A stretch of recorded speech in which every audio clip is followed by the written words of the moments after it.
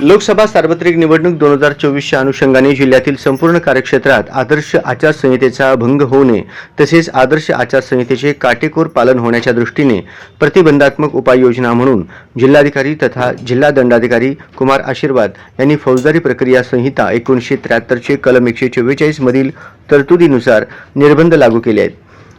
सोलापूर जिल्ह्यात लोकसभा निवडणुकीची संपूर्ण प्रक्रिया शांततेत, निर्भय व न्याय वातावरणात पार पाडण्याच्या दृष्टिकोनातून कोणत्याही राजकीय पक्षांनी, निवडणूक लढविणाऱ्या उमेदवारांनी किंवा त्यांच्या प्रतिनिधींनी वाहनाच्या ताफ्यात सलग 10 पेक्षा अधिक मोटार गाड्या व वाहने वापरण्यास निर्बंध राहतील।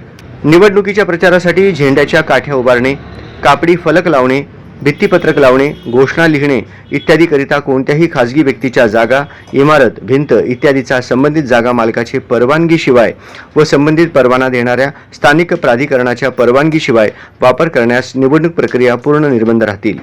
तसेच जिल्ह्यातील धार्मिक स्थळे, रुग्णालये किंवा शैक्षणिक संस्थांच्या जागेमध्ये परिसरात लगत जवळपास तात्पुरती पक्ष कार्यालय स्थापन करण्यावर निवडणूक प्रक्रिया पूर्ण होईपर्यंत निर्बंध राहतील।